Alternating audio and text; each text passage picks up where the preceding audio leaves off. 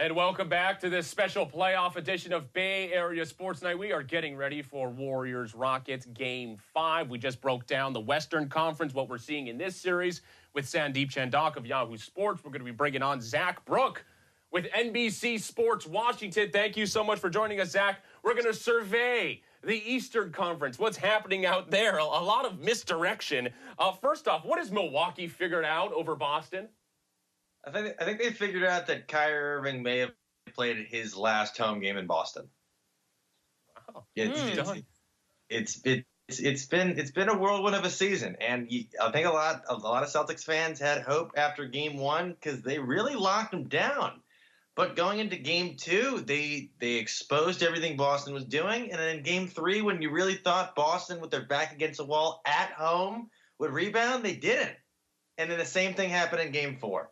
And now you're going back to Milwaukee. They're riding the momentum. Boston's completely discombobulated. And a lot of people in Boston don't know if they're going to be back next season. They don't know if there's going to be a big trade. They don't know if certain players are going to re-sign. And there's a lot of confusion and a lot of uncertainty. And tonight, I've been hearing people thinking they think Boston's going to take it tonight. But what have you really seen over the past 3 games that could give anybody that kind of confidence? So are Celtics fans officially turning on Kyrie Irving, or do you think that if he's able to put together a better performance tonight, that might go, a little ways in currying favor with that fan base? I think they're ready for him to leave Massachusetts. Who's driving him to the airport, if that's the case? I think they're going to make him call an Uber. I don't think anybody on the team would drive him to the airport. Well, Zach, why do you think Kyrie Irving and the Celtics have been so up and down? I think when he wanted to get out of Cleveland, I don't think anybody blamed him. I think they saw him as a second fiddle to LeBron, and that can be a lot of pressure, and a lot of these guys want to have their own team, and that's respectable. And then they made the move for him to come to Boston. They shipped out Isaiah Thomas and Jay Crowder, and he kind of had his squad.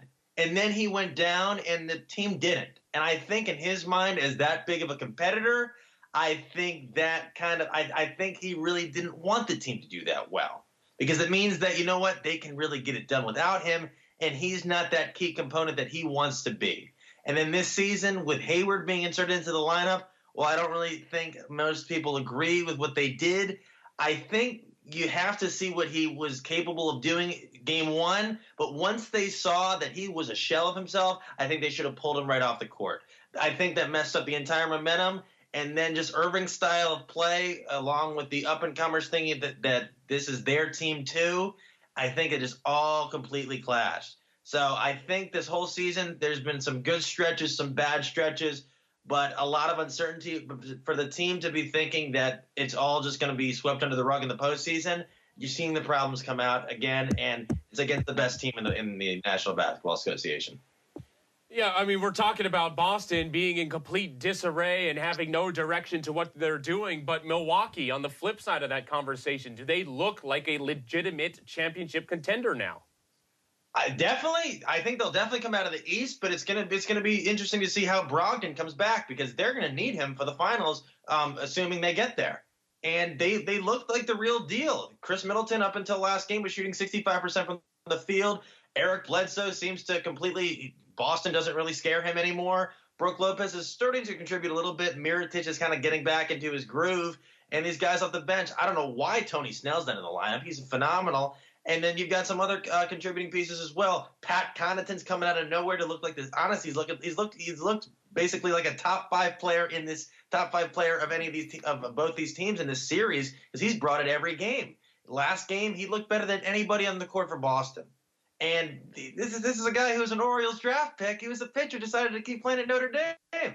I don't know what's going. I don't know if Boston just realizes that they're outmatched or outgunned. I think on paper Boston has the better team, but if they need to be shooting on all cylinders, and it's easier for Milwaukee to get going than for Boston to do that.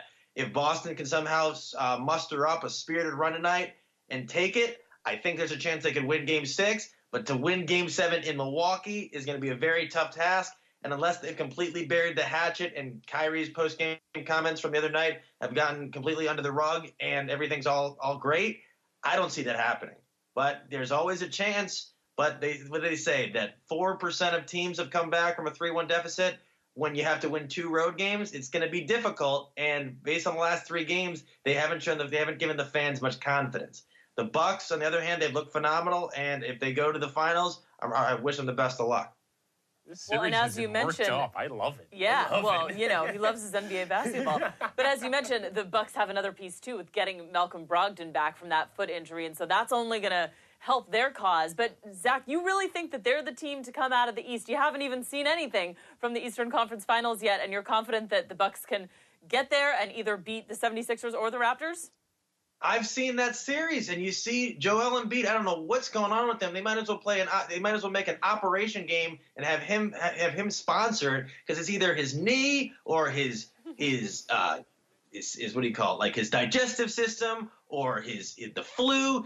And the thing is, like, I understand that you want to express that you're not 100%, but like if that's the case, don't play, because if you're too sick to go to work, don't get your employees sick.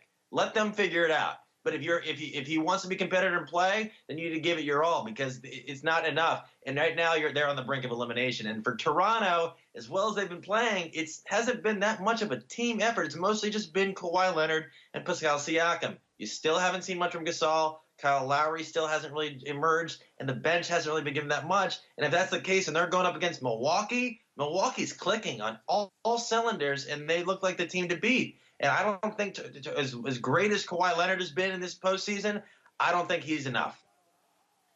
I know this is ridiculous, but I just cracked up at the image of Joel Embiid actually like calling the Sixers and saying he's calling out, okay, because he has a stomach flu. He's like, hello, is this HR? Yeah, I'm going to have to use one of my sick days tonight because I'm not going to be here. But what we're seeing from the 76ers, does it, propose major questions about what they're doing and the whole process? Has the process reached a roadblock? Do you anticipate major changes in the offseason, or do they run this back? I just honestly, maybe the process shouldn't have ended. It's just they had Jahlil Okafor, that didn't work. Noel didn't work, and then they got Simmons and they got Embiid, and they started playing well. And they're like, you know what, this is the group we're going with. But Simmons, they don't mesh. He it's not that he can't shoot; he won't even try. So Simmons' game is designed for a fast break offense, not a half court offense, and that's what the NBA is. When we've got all 10 guys on one side of the court, unless he's on the low block against a smaller defender, they're just gonna play off of him, and they know he won't shoot. And if that's the case, that's a liability on offense, and then it forces other guys to have to contribute more, and then the defense can play more coverage towards them because they know that Simmons will not be an option. I think Jimmy Butler, even though he's emerged in the postseason, I think a lot of people assumed he would because he's a veteran presence. Tobias Harris, I really still haven't seen it. Redick's been consistent. I actually saw this amazing statistic the other day. You know that J.J. Redick hasn't missed the playoffs in all 13 seasons he's been in the NBA, despite being on 4 teams? Wow. That's a statistic a lot of other players would be envious of. Yeah, and no titles. It's wild. I like the group they have, but I think Embiid, he's a cornerstone. He's the best center in the NBA, even though he shouldn't be telling people that. We know. But I don't know if he's not taking care of his body, because it started off with the foot injuries, then it's the knee injuries, then he's on the minutes restriction, and he's dominant when he's playing, but he looks gassed in the second half. And basketball's a 48-minute game. You can't just show up in the first half and say, I'm the best. You need to close out. And I think it's going to be tough for them in Game 6. They could get it done, but I don't think they're winning. I don't think they're taking Game 7 unless Embiid is 115%, because I think Toronto's figured them out. But Toronto's a great story. Nick Nurse has had a great rookie year, but I don't think they can beat this Bucks team. I think I said before the series, whoever's coming out of the Boston Bucks series is going to the finals, and I can't see, and I'm still sticking true to that. It's certainly a tough pill to swallow for 76ers fans, because they were very adamant about the fact that they feel like their finals window is now, and that's why they added Butler and Harris in the first place. So going to be disappointing for them if, in fact, the Raptors do take that series as you predict. But let's get a little hypothetical here, Zach, because you're pretty adamant that it's going to be the Bucks coming out of the East. Which team in the West do you think matches up the best against Milwaukee? I think with the West, I think it's a little interesting. I think that if I'm still taking the Warriors to come out of the West. If for some reason Houston bests them in the series, I like Portland over Houston. But I think Golden State they'll make their way back to the finals. But if for some reason, I just don't like Houston's style of offense it's just not sustainable because when Harden's hitting and everybody's hitting, they're great. But when he's not, the whole locomotive crashes. And Paul, he showed up a little bit in these 2 games in Houston, but he hasn't shown enough that, like, you can say he's back, and you still haven't gotten it from the rest of the team. I think Harden, he has to do too much, and when he's doing it all and everything's working, it's great. But if something's off or they're playing great coverage on him, the whole operation fails. And if that's the case, I don't think they can beat Golden State. If they do, and then they match up with either I don't think Denver. If Denver advances past this round, I think that's the farthest they'll go, and I think it's great for the team. If it's Portland, Houston could be a coin flip.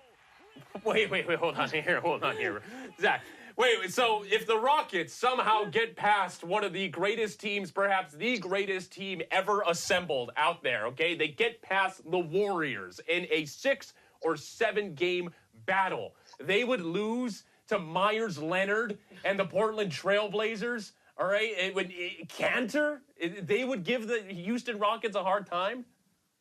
Cantor would be neutralized by Clint Capella, but I think it's just okay. I think Lillard and McCollum, they've been hitting they've been doing it all for the entire postseason. They're proving that they're a legitimate contender. They have to get past the Denver, and Jokic has been nothing short of remarkable. But if they were to get a matchup with Houston with a inconsistent Harden, he's not shooting the best, but they've gotten these 2 wins, even though a lot of people were calling for a sweep. If they were to match up with Portland, I think Portland has enough firepower going that they could give them a real shot. Because if Houston's not hitting, if they're both hitting, I'd take Houston. But Houston's not always 100%. And if Harden plays like he did in Game 7 last year in the Western Conference Finals, I think Denver could beat him in that game. That's the thing about Houston. They're not sustainable. Chris Paul, he looks like he just had his birthday today. He looks a lot older than he is. I think Golden State will get to the finals. I think they'll figure it out. But Golden State, you see it, they're unraveling a little bit. And that's not good this time of year. I love it. I love that we can turn this show into an episode of First Take sometimes. Zach, thank you so much. I really appreciate it. Zach Brooke with NBC Sports Washington. Enjoy the games. We'll talk again soon, Zach. Appreciate it. I'm looking forward to Boston Summer League.